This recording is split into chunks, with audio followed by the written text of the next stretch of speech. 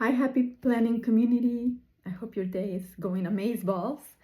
So, today we are going to talk about planning it forward, especially when life gets messy and things do not go as planned. So, you all know I have my notes. So, if I'm looking down, that is what I'm looking at, my notes. But I will start with a quick story. So last week I made a rookie planner mistake of filling in every open spot with something to do, somewhere to be, between track meets, my stuff, appointments, and volunteering. I was not home every day, so I was out doing something. I did not put my self-care in there, so I did not sit and relax and write or read a book or anything like that. So it became very overwhelming, and so yeah, we're gonna talk about how not to do that. And don't follow me there. So the thing that we need to do is make sure that we reset and refocus. We don't have to start over. Last week I was not able to take care of some of my to-do list, or a lot of my to-do list, because I was doing something. So I sat down and did reflecting on my week. So that is tip number 1. And so take 2 minutes or so, whatever, however long it takes you, to ask yourself what worked, what didn't work, and what is still important. So as I am sitting here planning my week this past Sunday, I did that. I went back through my week. Obviously, what didn't work was fill in every open spot on my calendar with something to do. So that's no more. Let's see. What worked? I'm still debating on that. Now, I did like that I volunteered for something new, and I was able to meet more people and at the same time help someone else. So that worked. So I'm gonna be doing more of that, just not filling in every open spot. And what's still important, I did not accomplish a lot of my to-do list from last week, so I moved those items to this week, and that way I can take care of them this week. Tip number 2, pick your power priorities. So don't rewrite everything, just take 1 or 2 or 3 things, 1, 2, or 3 things that really need to be done, and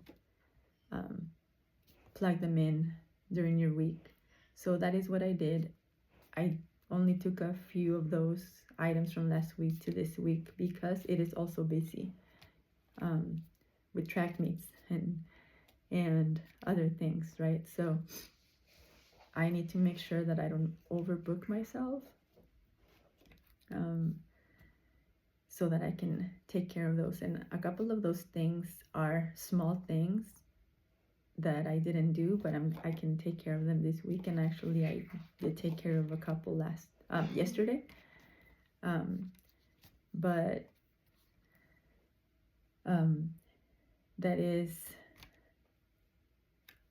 that leaves me room the rest of the week to take care of a couple more, just not everything, and that is okay.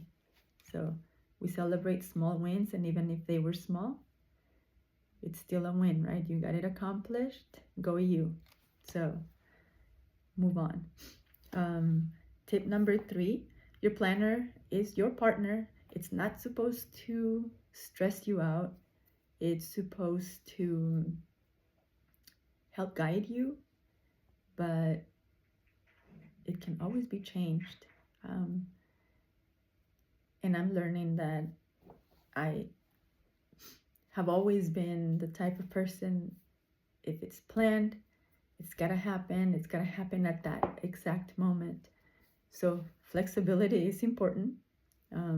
As I'm learning more flexibility in my planning and life, I become less stressed about taking care of things.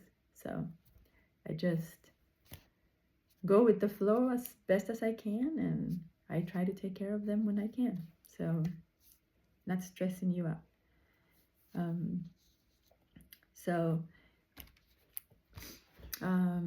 Last Friday for $5, two $5 Fridays ago, we had the Reflect and Reset insert. So I got it last week. I was not able to do my resetting on Friday. I kind of want to do it on Friday.